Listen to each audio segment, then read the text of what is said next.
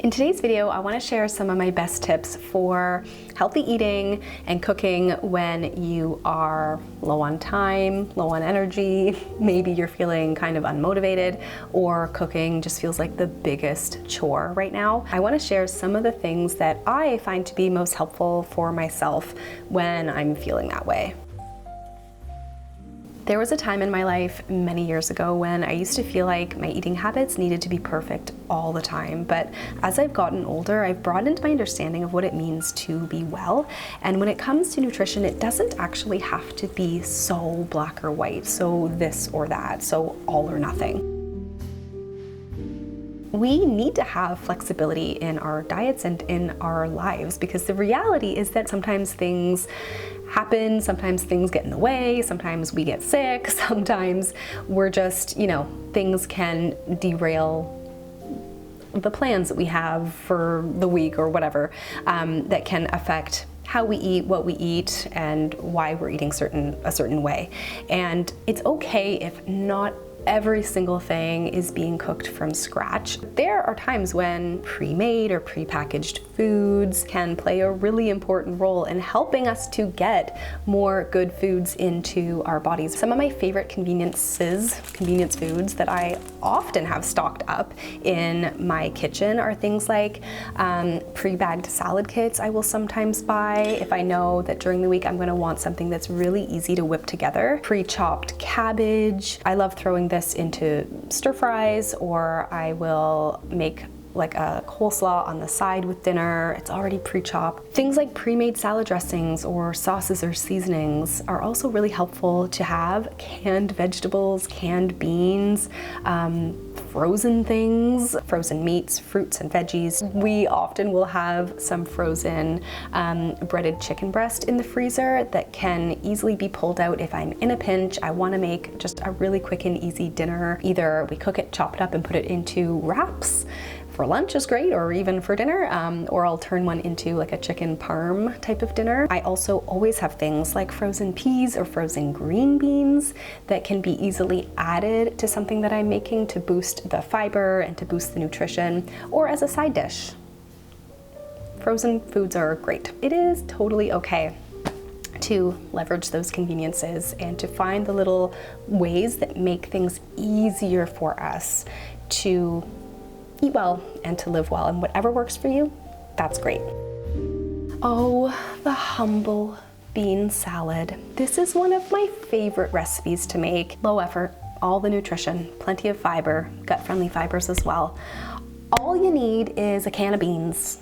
I often like to do a chickpea salad, but you can also do a bean medley. Really, you're just adding whatever like veggies you might have on hand. I always do some shredded carrot. If you have celery or cucumber or spinach or kale, you can chop that up. I take some olive oil, glug it in there, and vinegar, a couple herbs if you have those, and a little drizzle of some honey or maple syrup just to like round out all the flavors. Mix it around.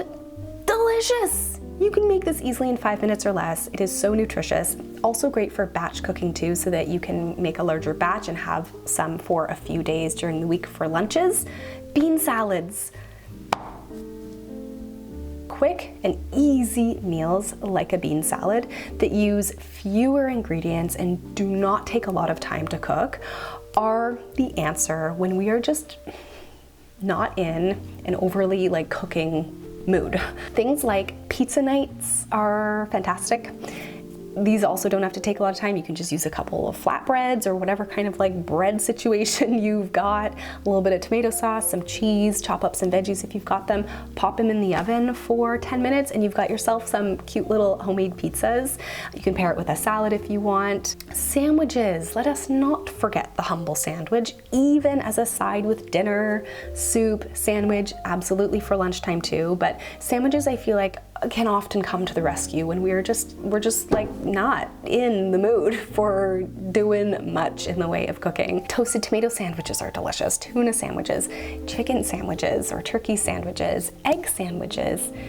I love like an almond butter jelly sandwich. This is great too. Simple pastas are also a classic, and stir fries don't have to take a ton of time either. Chili is a fantastic option too. which is why it's super handy to leverage the slow cooker. Not only is your meal pretty much ready by dinner time, but sometimes we have more energy to prepare a recipe earlier on in the day versus when we get home and we are tired. It's the best feeling ever to have it be dinner hour and something has already been cooking away in your slow cooker and it is pretty much ready to serve. Stews, curries, chilies, even different kinds of like stewed meats are just like pulled chicken. You can do salsa chicken. Literally, I've before done like chicken breast with half a jar of salsa and you have like this delicious salsa chicken that you can put into a wrap. Like there's just, the slow cooker is the best. If you have a slow cooker, bring it out of the cupboard. Hopefully it's not been collecting dust for too long. Truly a lifesaver. So good when we're low on time. Smoothies always leave me feeling good when I don't have the energy to make something substantial, but be sure to add in enough protein and some added fat for that satiety. Things like Greek yogurt, protein powder, added nut or seed butter, or a spoonful of seeds, avocado. You really want to try to bulk up a smoothie if you are having it for, you know, breakfast or even like a lunch type of thing.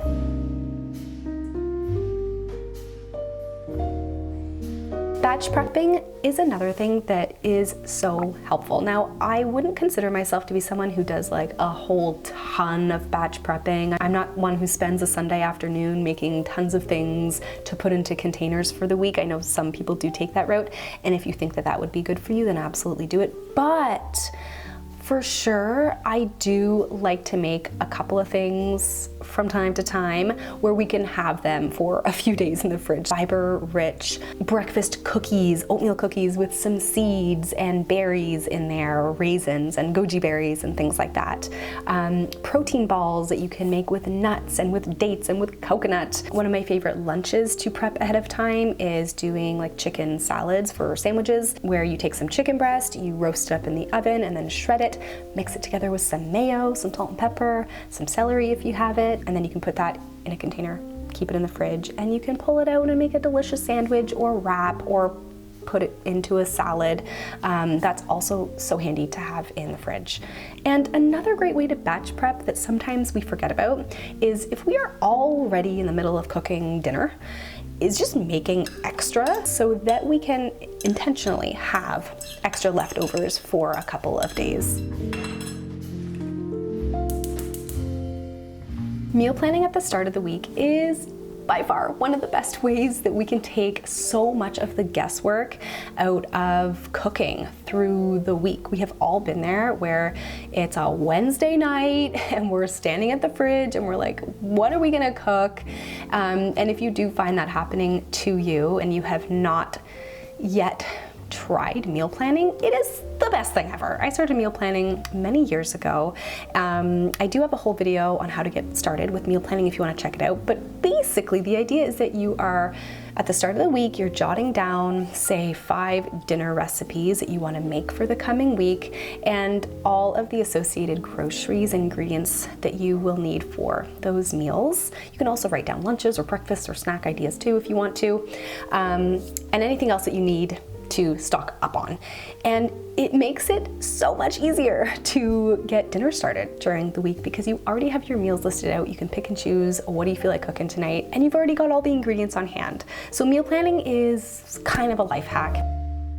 Getting started on cooking a meal when our executive function is at a 0, right? When our task initiation is just not there. It's just not happening. Breaking down the steps involved. This actually goes for more than just like cooking, but there's a lot of things that we can actually break down the steps on, and it can make it a lot easier for us to get started. So this is for those of you who you might be just feeling really overwhelmed by the thought of cooking sometimes. Maybe this is a big barrier for you for cooking more homemade meals. What is the teeniest, tiniest step that you need to start with to get started on breakfast, lunch, or dinner? Is it I need to put the dishes away first? Is it that I need to bring out a pot and fill it up with water? Is it that I need to mince up some garlic? What are the very teeny tiny steps that you can start with so that it doesn't feel like there's a huge mountain of steps to climb? When we can really break it down and focus on the little things, it can help us to get started, and then we can build that momentum, and then we're already in it and we're cooking, and things become a little bit easier that way. I know how it feels to not be in the mood for making ourselves nutritious foods sometimes. Sometimes we're just not feeling it. It happens to all of us. And like I mentioned at the beginning of the video, it is so important to be okay with the fact that there might be days when we do order takeout, or there might be nights when we do pull something frozen out of the freezer and take advantage of that. Having that flexibility makes it so much easier for us to stick to healthy eating on a regular, consistent basis, and to stick to some of the health goals that we have, because it removes that pressure that we can so easily put on ourselves to be so perfect with eating habits or with other lifestyle choices. I hope these tips were helpful. These are definitely things that help me at different times. And let me know in the comments if there's anything that you would add to this. If there's one of these things that you think would be most helpful for you, let me know which one. Or if there's anything that you would add that helps you to eat healthy foods more regularly, more consistently, more easily, let me know. Share in the comments below, and I will see you all in the next one.